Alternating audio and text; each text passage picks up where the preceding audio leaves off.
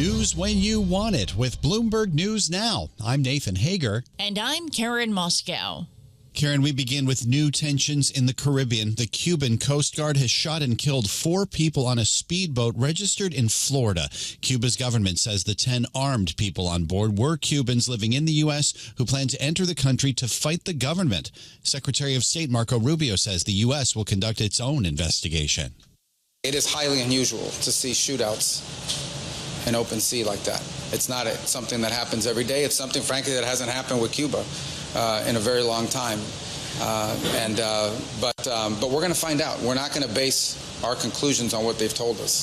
Secretary of State Rubio spoke to reporters last night, and we get more from Bloomberg Deputy Washington Bureau Chief Laura Davison. This is hitting at a really critical moment between U.S. and Cuba tensions. You know, there's been a U.S. embargo of oil to Cuba for several weeks now, and the island is really facing an economic crisis as there's major energy shortages, and the country is essentially running out of money. And Bloomberg's Laura Davison reports Cuba's Interior Ministry says the U.S.-flagged boat opened fire on Cuban security forces within 1 nautical mile of the province of Villa Clara.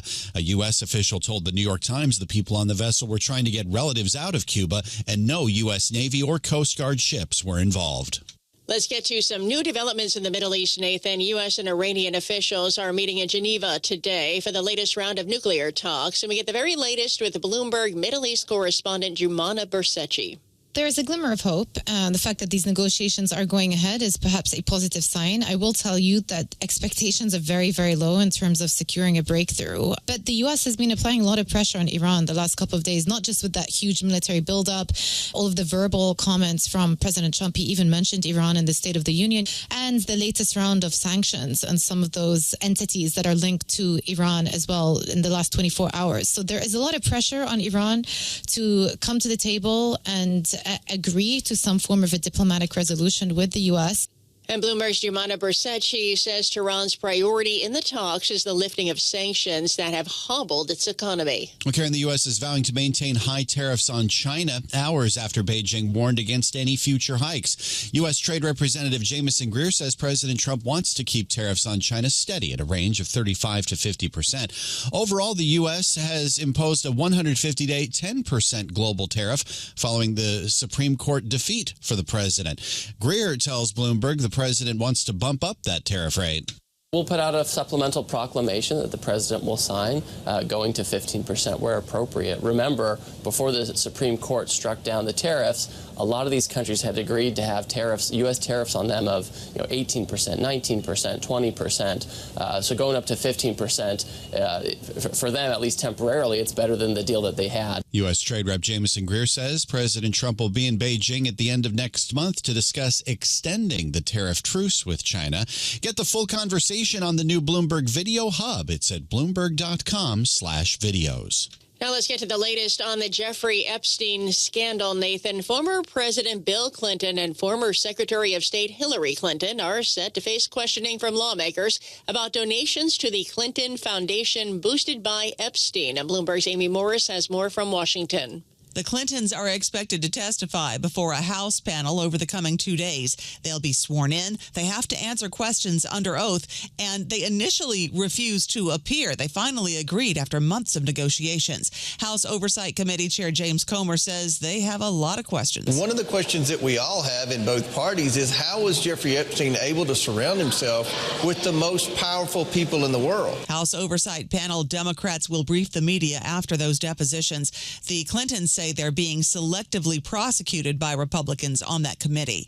In Washington, Amy Morris, Bloomberg Radio. All right, Amy, thank you. And separately, the Justice Department says it'll look into whether it improperly withheld documents from its Epstein files. That announcement comes after several news organizations reported that records involving uncorroborated accusations from a woman against President Trump were not among those released to the public.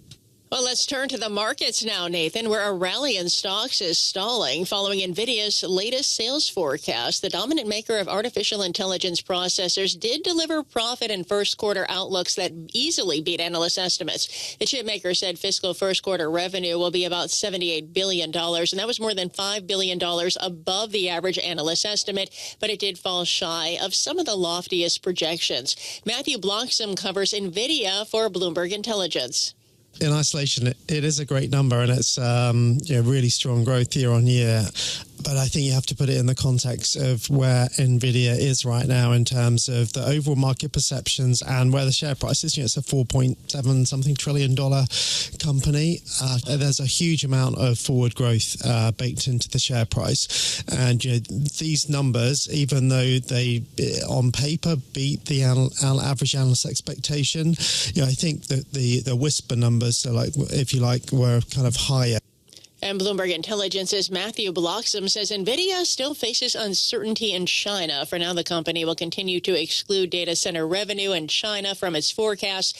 And right now, shares of Nvidia up more than 1.5% in early trading. And a programming note, the markets may pause for the weekend, but the world does not. And that's why we're bringing you a new radio and TV show. Bloomberg This Weekend is looking beyond the daily headlines to the bigger themes driving politics, business, and culture. Join David Gura, Christina Ruffini, and Lisa Mateo for smart conversations and in-depth interviews that help make sense of the week that's been and what comes next. Saturdays and Sundays from 7 a.m. Eastern on Bloomberg Radio, TV, and the Bloomberg Business app. And that's news when you want it with Bloomberg News Now. I'm Karen Moskow. I'm Nathan Hager, and this is Bloomberg.